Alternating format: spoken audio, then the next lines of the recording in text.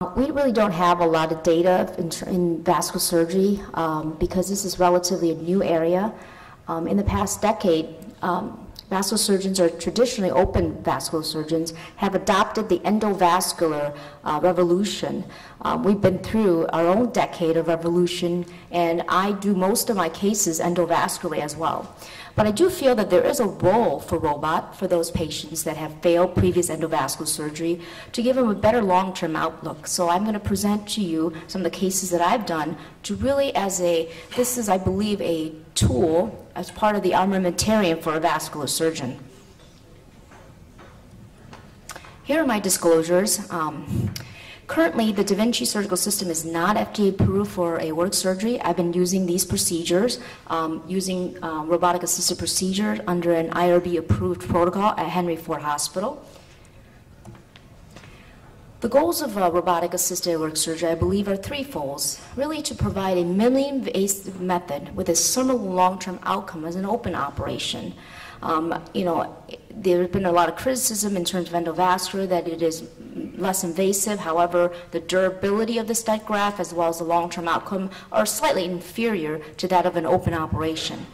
And for the patients, we would like to improve the functional outcome of the aortic operation, such as shorter length of stay, less pain, and more rapid return back to work.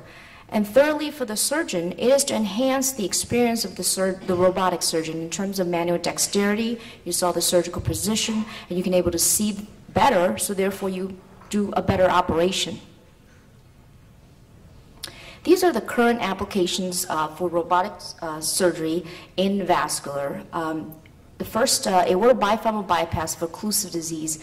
Most of these patients, I agree, are done endovascularly with stents. For short segment stenosis, narrowing, or even some of the occluded lesions, we've been able to get through with a wire. We're pretty much like catheter jockeys as well as an open surgeon. Most of those patients are done with the stent graft, but there are patients that have failed that would need a bypass. Other thing would be for repair of aneurysms in basically younger, healthier patients that we think that would need a longer term outcome and less invasive procedure and less reintervention. The third type of procedure I've been using is for ligation of type 2 endoleaks after endovascular repair. These are patients that I've done performed stent grafts or have done previously elsewhere, and their aneurysm sac continue to expand because of retrograde flow from the inferior mesenteric artery, and this sac expansion could eventually develop rupture or graft destabilization. I've done a handful of these where I go in and basically, instead of making an open incision to try to salvage the graft, we've tried to do it with the robot and to ligate any of the retrograde endoleak. In the literature, some of the renal artery aneurysm have been repaired robotically. People have done robotic thoracic outlet decompressions. And also in the catheter world, in endovascular surgery, we've used endovascular intervention with steerable catheters. Here you see the docking of the robot in a patient, a 44-year-old patient who had previously underwent 2 endovascular interventions. She had both kissing stents in the iliac artery, and that had failed. We went in and put in a stent graft in, and that lasted for another 6 months. She was young. She needed to get back on her feet. We offer her, the other option would be an open aortal bifemoral bypass. But she was agreeable for the robotic aortal femoral bypass. The patient's head is to your left and her feet is to your right. We've also, in her case, already made groin incisions and dissect out the femoral artery and vessel looped it. You can see right here. And essentially placed a trocar. This is one of the cases where I think a complex aortic reconstruction where you really need to do a vascular reconstruction with very delicate procedures, that this robotic approach would be helpful. Basically, it allows us to suture very finite, to be very precise. It allows us to do forehand with the right hand, and in addition of being very precise, we're able to complete the anastomosis in a quicker fashion. And we're able to do it with the right hand, forehand right hand, and backhand right-handed, as well as forehand left hand and forehand backhand.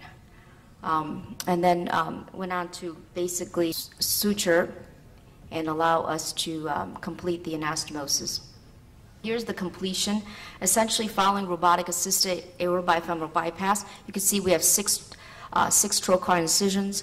We have a left hand, robotic left hand here, the camera port here, and then the robotic right hand. Here is where we put the aortic clamp to make sure we clamp for proximal anastomosis. And these two are the assistance port right near the belly button. And there's also a 12 millimeter port where we put in the, for the stapling device, so we occlude the aorta distally.